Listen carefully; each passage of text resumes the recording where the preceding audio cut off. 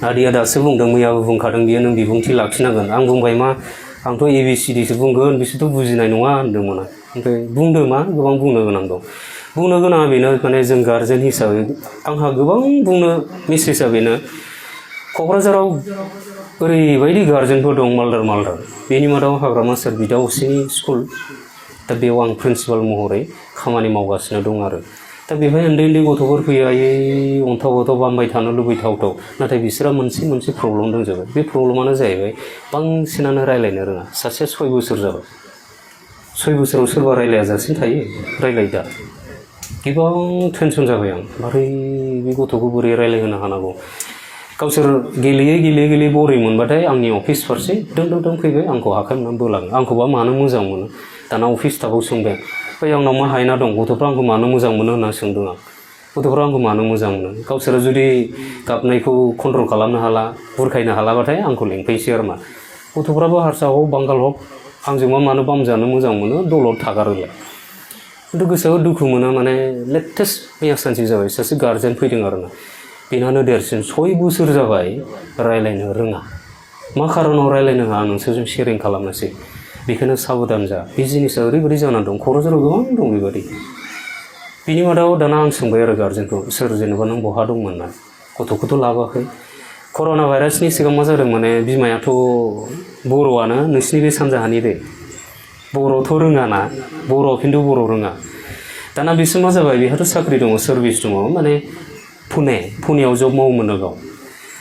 दाना बिमायाबो बर' रायलायनो रोङा बिफायाबो हिन्दी रायलायो दाना गथ'आ बेखौ लानो ना बेखौ लानो बेबायदि बुंदों आरो बिफाया ओमफ्राय दाना मबाइल होबाय थायो बिमायाबो गावबो मबाइल थुबाय थायो दा बिदिजोंनो माने गथ'आ रायलायनो बावगोमालांबाय खारन मबाइल नायै ओरैबायदि बिजि जालांबायना बियो गथ'आ रायलायनो सिन्थाय बावलांबाय आं ओरैबायदि दुखु मोनबाय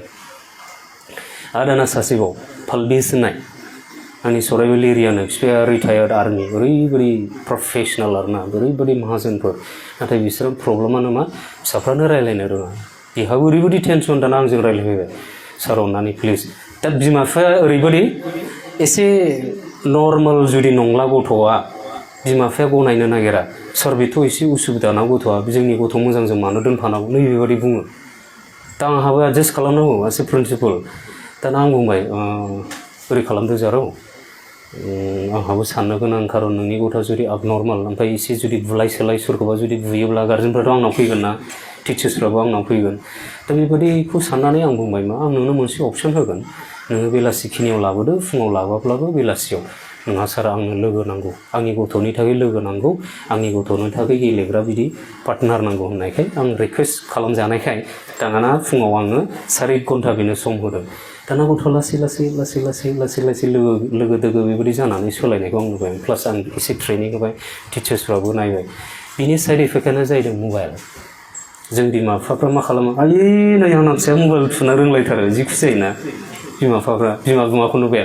लेटेस्ट आंनि लोगो असे कारेन्ट डिपार्टमेन्टआव जब मावो बेखौ भिजिट खालामनो थांदों फिसाजो मोनबाय बिमाया मबाइल नायहोगासिनो मानबायनोनो रोङाखै गथ'आ ओरै थुलागासिनो दाना बिमाया जि खुसि आयौ नै थुनो रोंबावबायसो बिफा आंथ' खर' साजेनखाबाय आयो मा होननानै बुजायबावनो दानो थुनो रोंजेनबाय होननाया जि खुसि गथ'आ जे देरस्लाबनो हायो मबाइल थुयै रायलायनोबो जे बावगोमालांगोन आं खाथां बे इस्युआव दा डिलिं खालामनानै दङ आरोना गोबां दङ स्टुडेन्टसफोर रायलायनो रोङो 6 बोसोरनि गथ' साननो गोनां सासेल'बा मुस्किल दे सासेल' नङा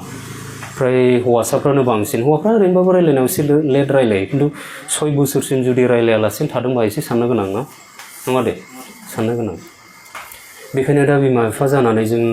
किसुमान जिनिसखौ अननानै खेल खालाम हायोबा मबाइलखौनो दादांहोथार ना लागे इउएसएआव मा जाबाय बिसोरो गोबां इन्स्टिटिउसनाल बिदि स्कुल कलेजफ्राव मा खालामो बिसोरो जमा मिटिं जानानै बिसोरो मोनसे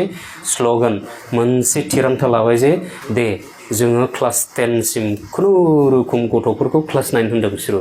क्लास 9 सिम गथ'फोरखौ फोरोंलांनि नाथाय जों मबाइलखौ दादांहो बेबायदि गावसोरनो गार्जेन बिदि मिटिं खालामनानै बिसोरो मोनसे थिरांथा लाबाय आरो सरकाराबो लकेलि ओरैबायदि एक्सेप्ट खालामबाय दे नोंसिनि डिसिसना बिराद मोजां दा बिसोरो फिक्स खालामनानै बिमा बिफाफ्रा दा मा खालामो इउएसएआव आमेरिकायाव बिसोरो मबाइलखौ क्लास 9 सिम दांहोला बिसोरो दांहोला फिक्स खालामथारबाय मालाय खारन साइड इफेक्टआ ओरैबायदि ना मबाइलजोंनो मा जालांदों मा नुदों मा नुवा मबाइलावहाय पात्तायानो गैया दा मैया आदैया बेखौनो बुंनो थोनदों जे आंखौ किसुमान दानि माने हाजारखि नों फोरबो होनबाय थाना नोंनि गथ'आ जुदि इसोरनियाव गैयाब्ला नोंनि फोरबोआबो हलाय